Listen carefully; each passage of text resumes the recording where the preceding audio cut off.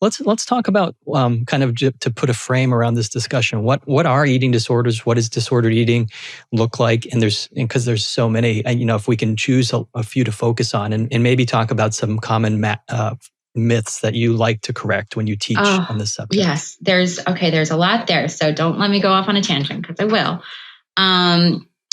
I typically don't actually think much in terms of eating disorder diagnoses. The reason for that is that you see, when you work with somebody for a while, you can see that diagnoses often flip or get added to and adjusted throughout the span of what you're working with. They're very often all very different on the surface level, but really tied together to certain ways of thinking and feeling about yourself. So in terms of thinking about eating disordered behaviors, the most common thing that we're having diagnosed right now is called binge eating disorder. So rather than thinking about binge eating disorder, I think about people who binge eat, because it includes more people and it's probably more realistic. So binge eating is eating a lot of food in a very short period of time, basically. And typically a person is doing it for reasons of numbing feelings, or kind of like a small scale psychic rebellion, or maybe they just feel out of control around the food. So I think about binge eating as one one of the behaviors. Eating food is pleasurable, right? So that is, just to get fundamental here, like the pleasure that is released from eating food, and especially sugar is I forget what it's called, super duper dopamine releaser? Yeah, I guess there's that. Super stimulus. It's a super stimulus. I've heard that term described as, refined sugars being a super stimulus for the brain as it relates to releasing. It can be, chemicals. We can get feel good chemicals from eating because our bodies want us to eat, right? There's also, for some people, depending on your genetics, you can get feel good chemicals from not eating.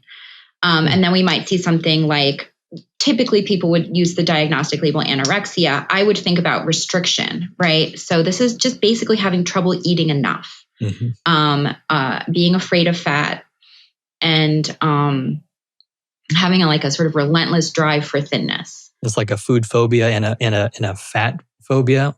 Yeah. That's a great way to put it. Absolutely. And of course, it can be more complicated than that. You also see people who purge, which is to try to get rid of calories in one way or another. The thing that many people think of for purging is bulimia, where people try to get rid of food by vomiting, even though it's not an effective method of weight control, which I always try to say because I don't want to give anyone any other impression of it. Yeah. But purging can also mean exercising too much, exercising past the point of physical exhaustion or on top of injury. It can mean fasting or not eating for periods of time.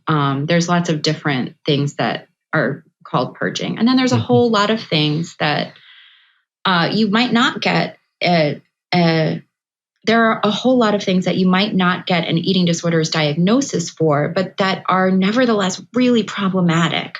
In our society, we normalize a very disordered approach to food and body. We encourage people to treat their bodies like a continuous self-improvement project.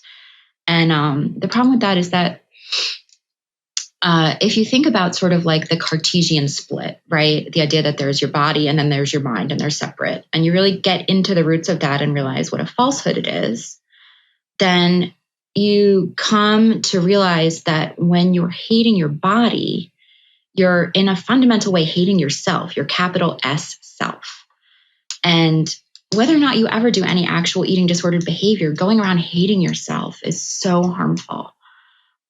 So it's tempting, right? Because it seems like that's because there's almost a logic to it. Well, like even with the COVID, like if we don't do everything we can to take these extra precautions, then we could be the one that gets hurt and gets sick. Yeah. So what's the harm in like wearing a mask, maybe in your house with no one there, right? You can begin to see how the disorder, the symptomology, it creeps in. It's so subtle, right? And so, just eat half the muffin to never have a muffin. And a lot of people who end up with with trouble around these areas have kind of black and white thinking patterns. We all do on some level, one thing or another, but like for them, it comes up around food, right? So instead of let me have, let me have like a brownie and a salad, right? It turns into,